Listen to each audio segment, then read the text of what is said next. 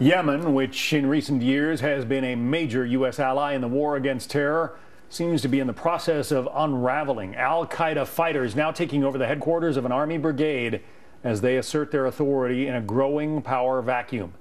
Meantime, the Washington Post reports the CIA has been forced to scale back its operations in Yemen because of the rebel takeover of the capital.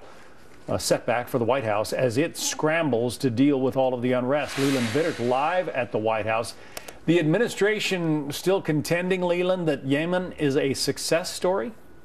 Well, exactly, John. Remember, it was a couple of months ago that President Obama really held Yemen out as the success story and a model in his foreign policy portfolio. Yesterday, after all the events of the past couple of weeks in Yemen and the U.S. Embassy being evacuated, it was Josh Earnest, the press secretary, at the podium trying to explain how success can mean many things.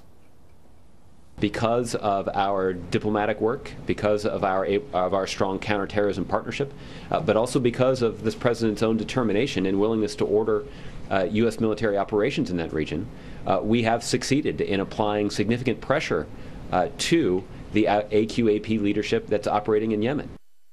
Bottom line, though, trying to keep up whatever pressure was on the Al-Qaeda leadership in Yemen will be increasingly difficult. The closure of the embassy leaves precious few resources that the United States will have on the ground in that country, a country that is going from merely chaotic to now totally lawless, John. Well, what about that closure? We saw the fairly hasty emergency shutdown of the U.S. Embassy in Yemen. Where does it stand today?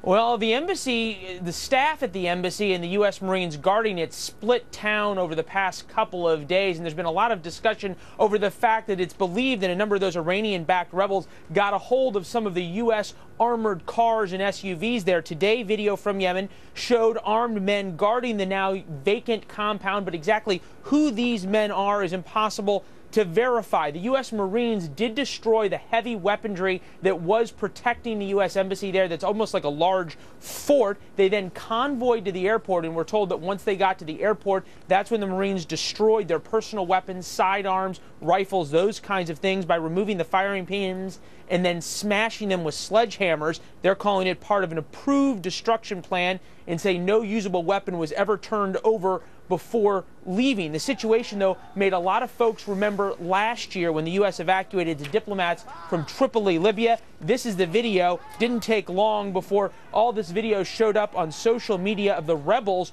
jumping out of a second-story window and then doing belly flops into the pool on that compound. Of course, only time will tell what will happen to the U.S. Embassy in Sana'a. John? Wow. Leland Vittert. What pictures there. Thank you, Leland.